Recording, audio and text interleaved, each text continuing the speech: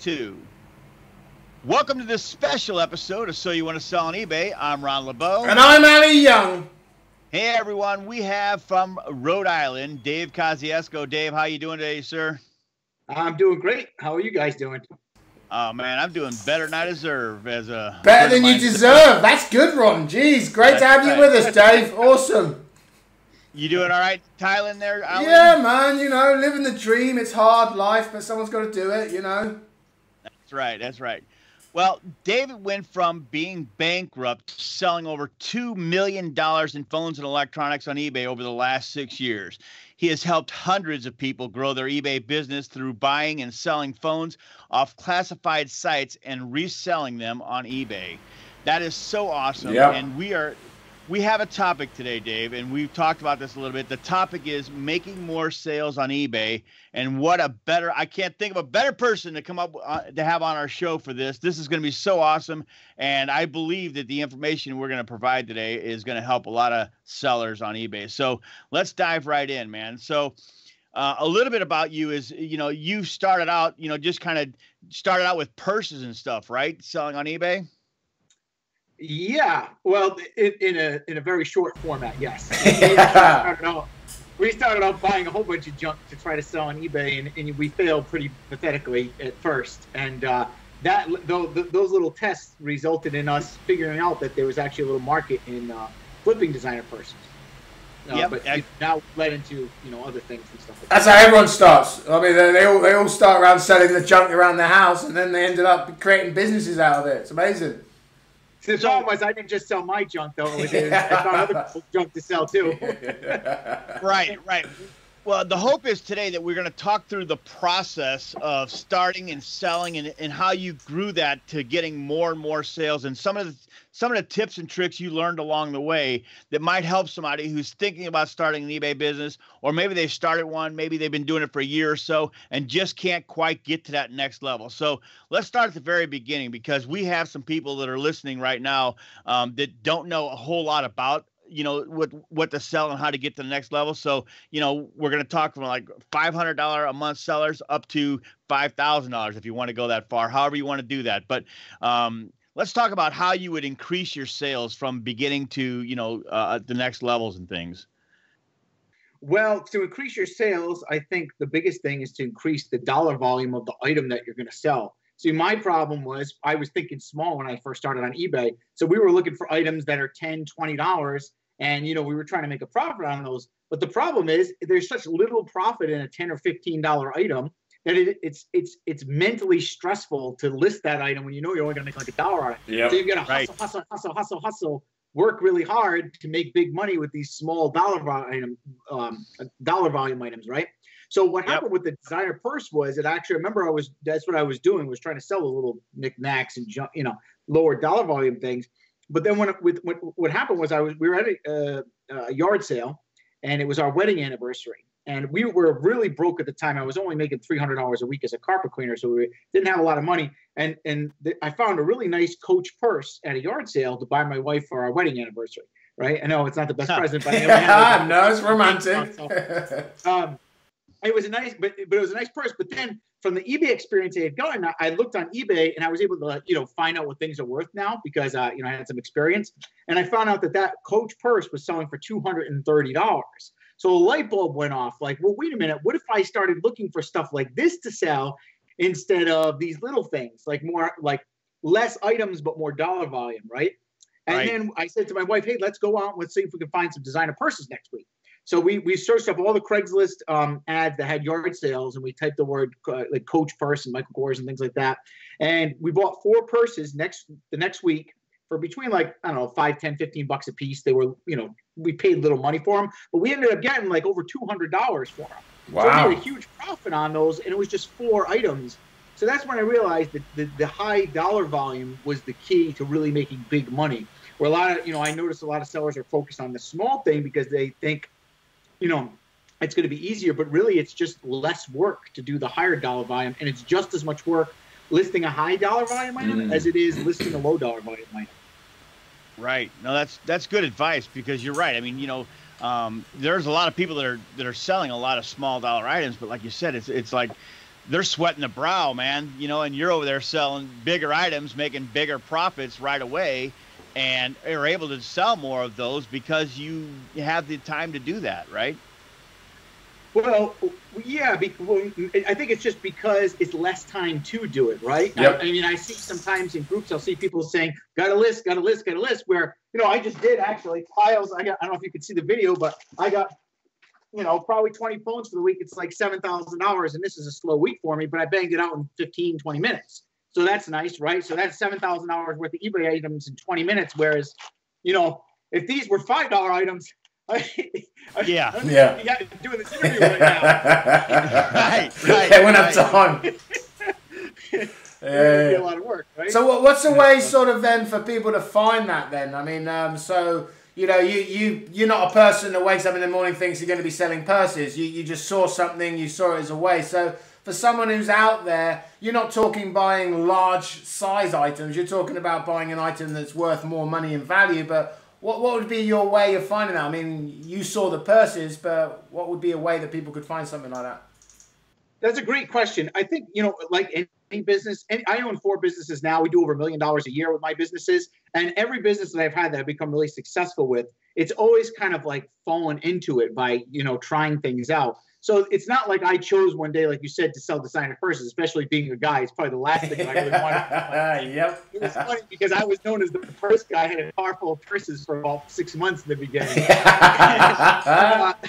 Which is interesting. You know, we used to like stock Gucci and Louis Vuitton in the beginning, and that's a whole other story. But, you know, find some stuff that is high dollar volume. Like, here's some examples. I've made a lot of money selling collectible cards. I'm a big nerd. So like I like this game called Magic the Gathering. It's this collectible card game. And some of the cards are worth $100, $200, $300, $1,000, $3,000.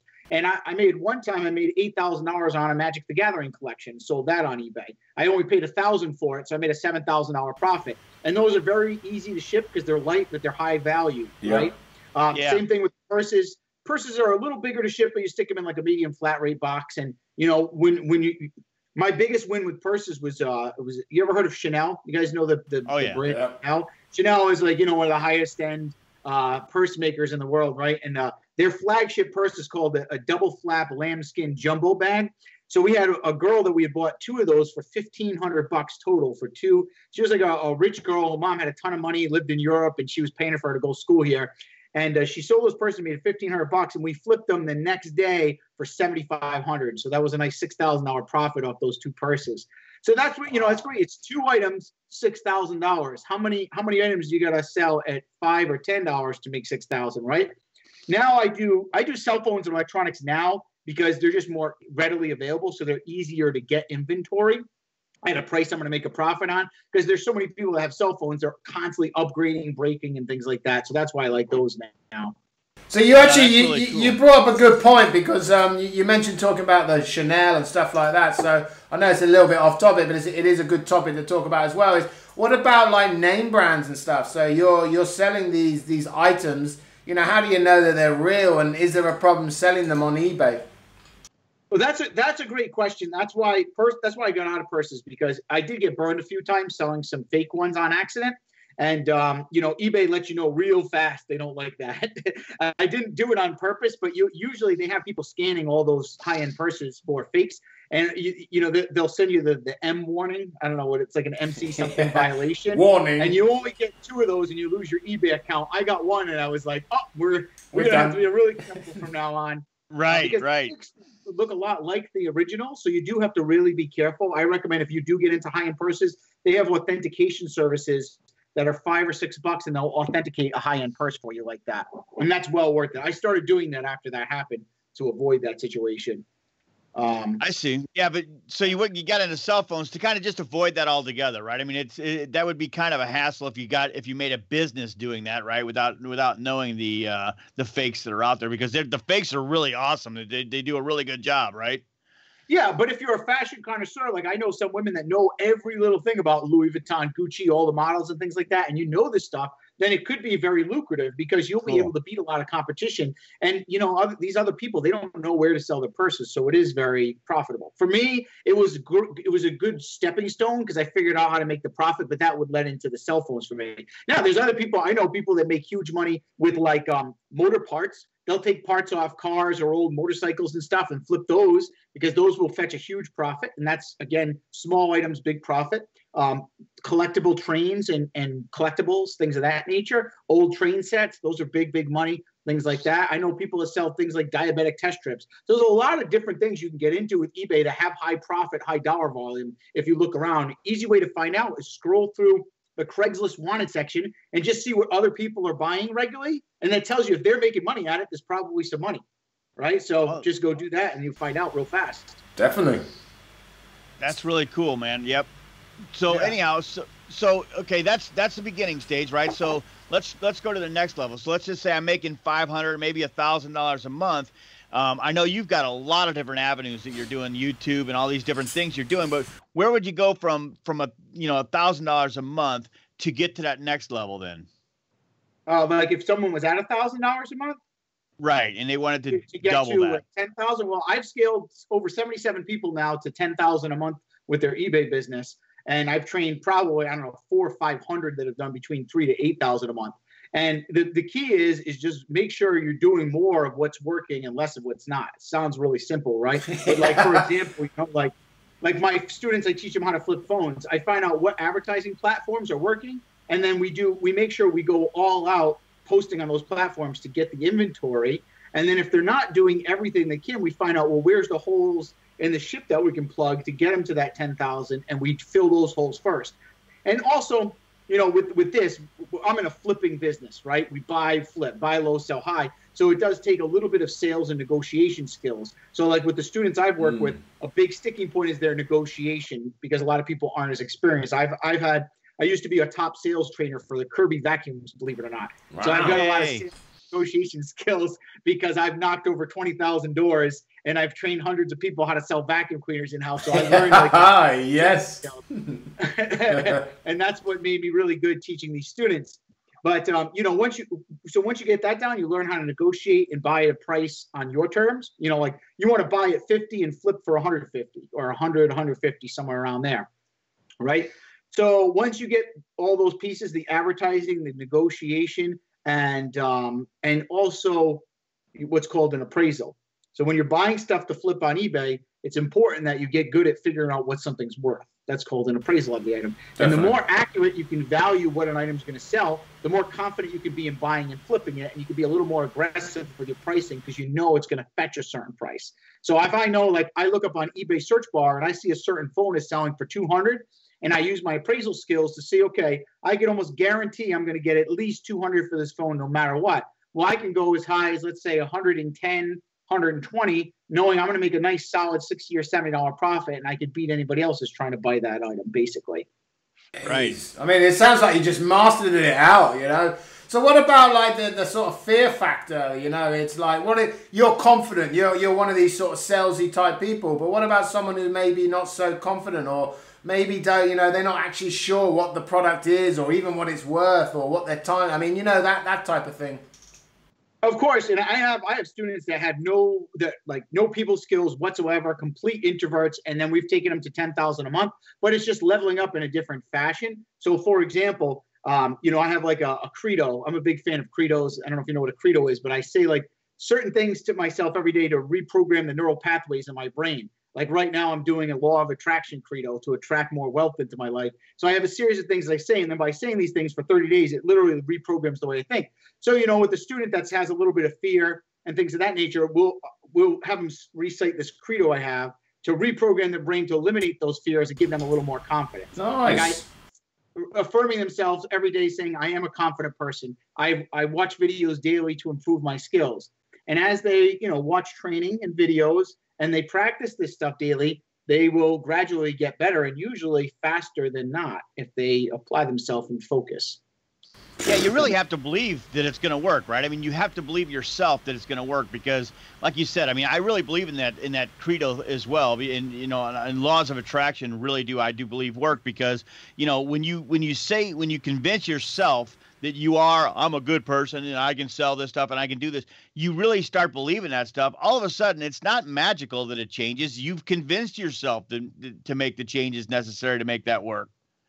Right. A lot of people sometimes do hear this stuff, and sometimes they'll get a little skeptical and think, well, yeah, that's great. I feel good, but that's not going to make me any money. Well, see, it's not just like a raw motivational stuff. It's actually, it triggers a series of effects, kind of like a butterfly effect. So like, for example, if someone makes an offer to you and they're like, I want 200 for my phone, but you can only pay him 100 because that, what you're going to get is 200. You can say to him, like, I totally understand. Unfortunately, I'm only able to do 100, but I'll be able to give you some cash and come pick your phone up today. Right. And that person may get angry at you at first because you're not giving them the price they want. They might say, you lowballing summer, whatever. I'm sure, people have these type of fears in the flipping industry. They're afraid of making an offer to someone. But that's where that attitude and that belief that if you believe this person is going to be receptive and work with you, you won't be reactive to that person. So that chain of events sets off a positive response. And you might say, well, man, I really understand. I can sympathize. I understand you paid a lot for your phone. But I really want to do some business with you. What can we do to make this work?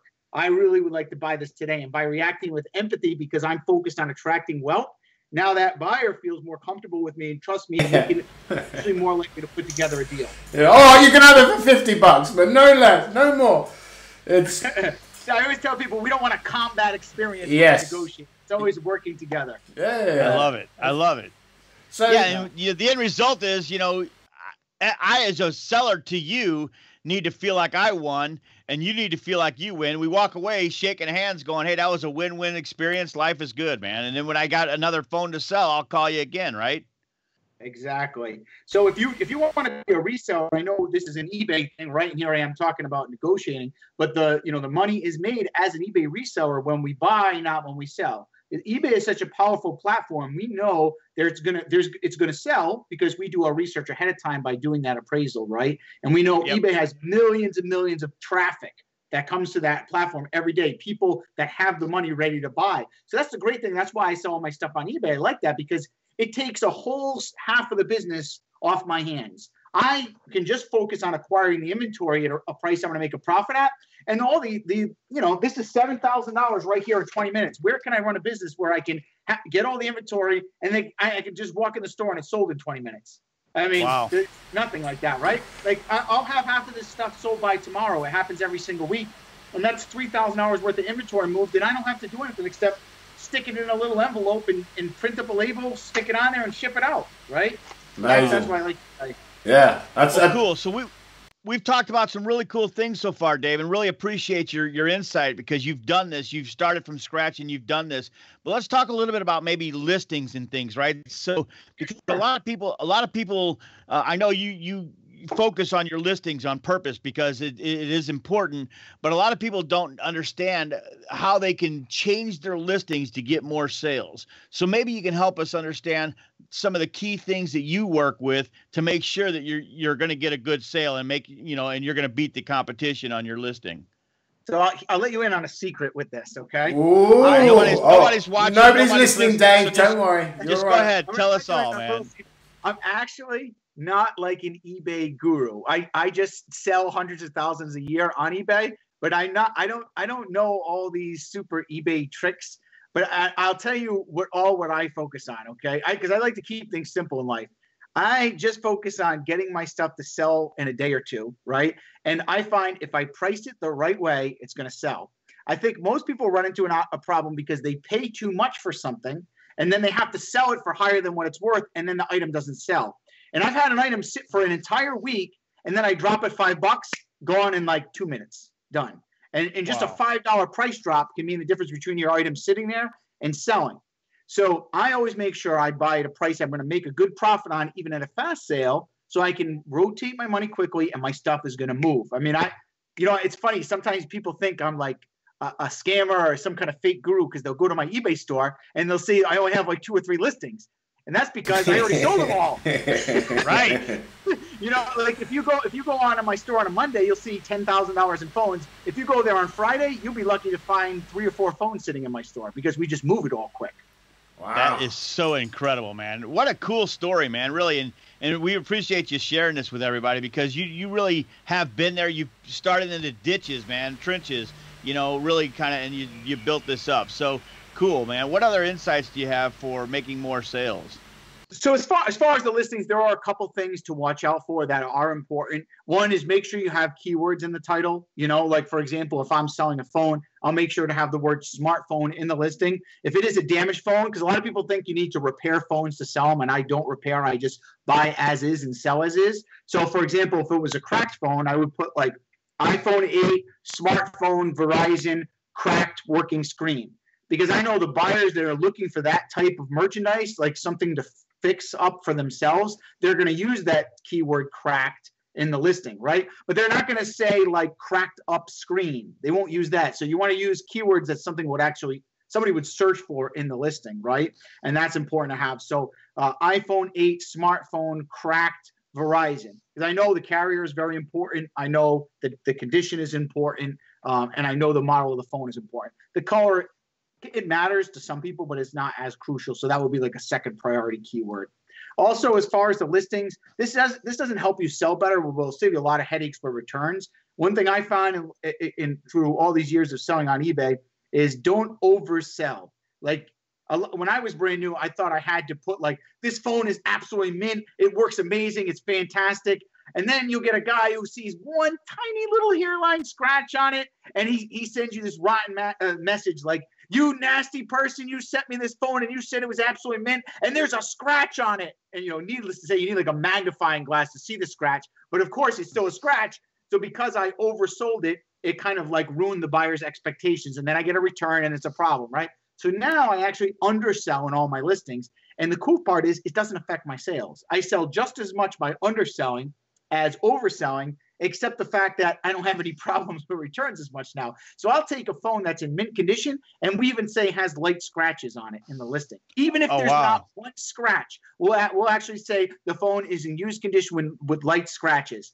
Because now nobody can ever return that phone saying, hey, there was a scratch on it. And I don't know about you, right? But like if you were to go into Verizon and buy a brand new phone for $800, or you can get a phone with some very tiny light scratches for half the price on eBay for $350. Are you really going to care with a couple light scratches? No, you're probably going to put a case on it anyhow. Exactly, right? So buyers don't really care, and they like the fact that you're honest. Believe it or not, sometimes putting negatives in the listing actually helps you sell more because it builds more trust with the buyers. I'm thinking about your story there, and I'm sitting there thinking, if I got that phone, it said light scratches, I'd probably spend 20 minutes or a half hour trying to find them, and they don't exist. So that's really awesome. You go, wow, this guy was super honest, and it's a mint condition. So now, because I underpromised and over-delivered, now you're raving feedback. And you're like, this guy is the best, eBay seller in the world. It gets complicated quick. I love it. So what about tools then? What do you use for tools? Because you talk a lot about research. That's what you're mentioning, and it's important. So I've got this product. I don't know what it's worth. I don't even know if it's worth anything. What would be a way of finding out these sort of things?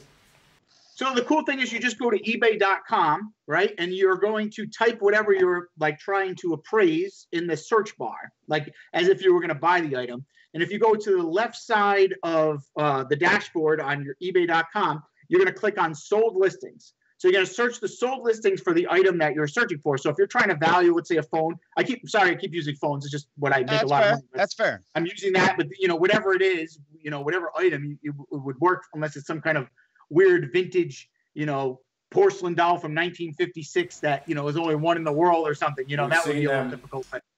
But for most popular items like iPhone 8, Verizon smartphone, that's what I'll type in the search bar. iPhone 8, Verizon smartphone. And let's say if it's cracked, I'll add the title cracked. So then what I'll do is I'll try to find what's called a comparable. A comparable, it's just kind of like in real estate, right? It's an apples to apples comparable item of the same item that you're trying to buy or sell. So, I wouldn't use, if it's an iPhone 8 with 64 gigabyte, I wouldn't compare that value to one that has 128 gigabyte, right? So it would be like an apples to apples comparison. And you want to find 3.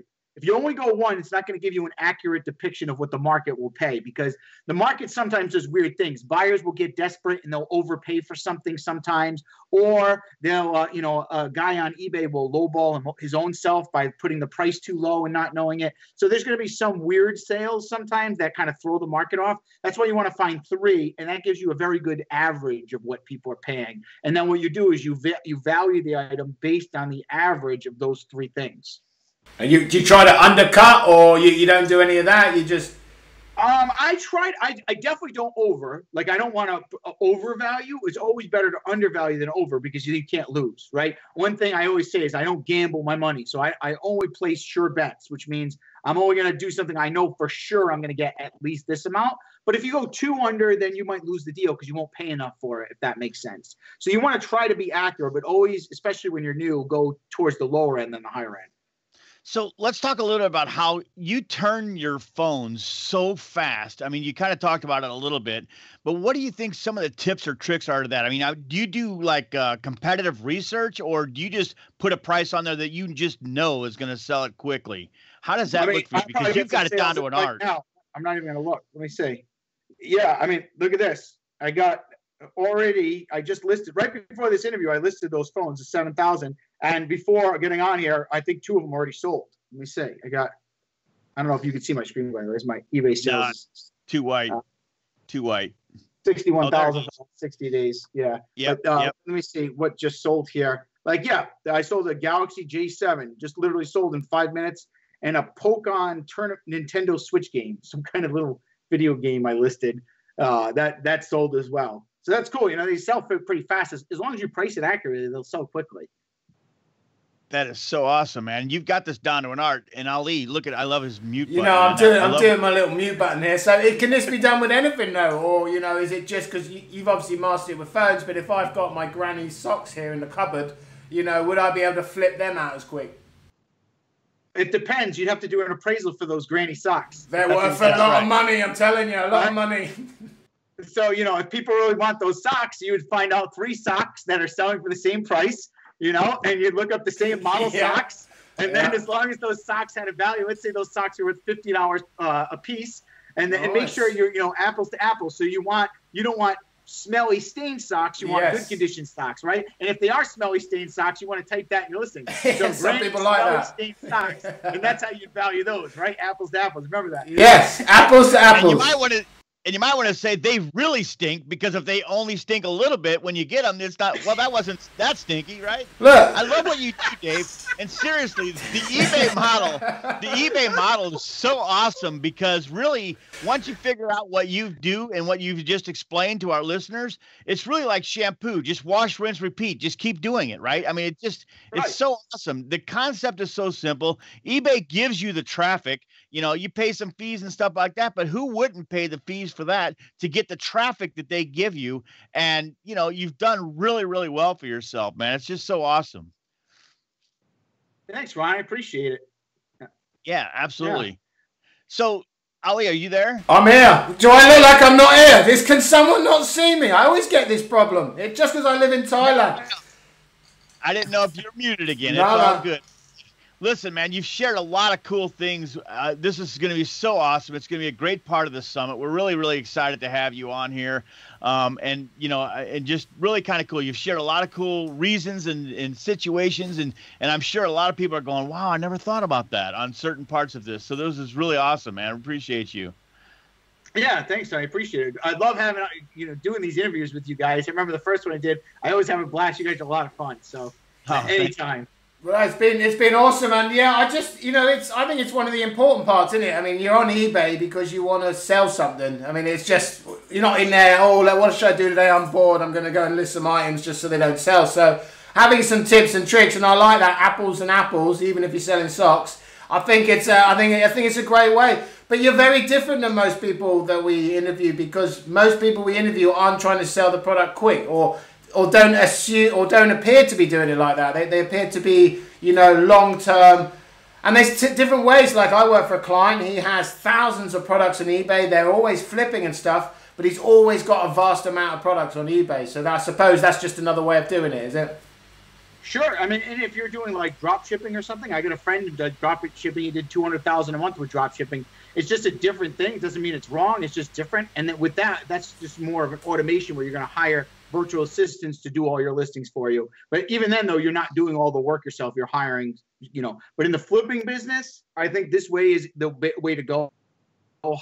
Volume, because if you're going to actually do all the work yourself and sell the items rather than it done virtually, then that's probably going to be the fastest way to make a profit for yourself. It's proven. You've proved it, Dave, and you've proved it time and time again. You know, I was looking, and we interviewed you probably 6 months ago, and at 6 months ago, you were claiming that, you know, you were proving that you sold like $20,000 a month. And before this interview, I asked you, and what's the new number, Dave? Well, I just showed you guys right now. We're at over 61,000 for the last 60 days, and that was with taking 2 weeks off for Christmas. So you know, we're about $30,000 a month, right? Yeah, on average usually. Yeah. See, and that's awesome. and that could be to anyone. There isn't any like, you know, you're the as you said, the eBay guru. It's just you've looked at what works, what doesn't work, and created apples into apples. Yeah, I mean, I have students that have surpassed me quite a few times now. I have a lot of students that have done 30, 40, 50,000 a month as well, you know, just because they're hungry, they're willing to work a lot harder than me. I'm kind of an older guy now and don't want to put that much effort in. But the nice thing about it is the profit margins are high with this. You know, it's only 30,000 a month, which isn't big when you compare it to like drop shipping numbers, but we're working at like 50% profit. So it's nice because, you know, we probably made about $14,000 to $16,000 in profit, you know, last month with the sales, which is a good thing about this particular model. Absolutely amazing. Well, we've run out of time here, Dave. As always, awesome to have you on here. Great fun. It just proves you can even sell broken phones on eBay, you know. I've seen cigarette butts on eBay. It's amazing what you can get on eBay. So don't be scared if you're new to this or you're not sure what to do. Listen over Dave's. Listen over some of the other ones that we're doing in this VIP summit here. Love having you here. Take it easy, everyone, and we shall see you all again soon. See you later, Dave. Absolutely. Bye-bye. By the way, Ali, I need some socks, so if you list those, let my me know. granny's on it. She's on it. I'll tell her about you. See you later. Right, Take it easy. Take care.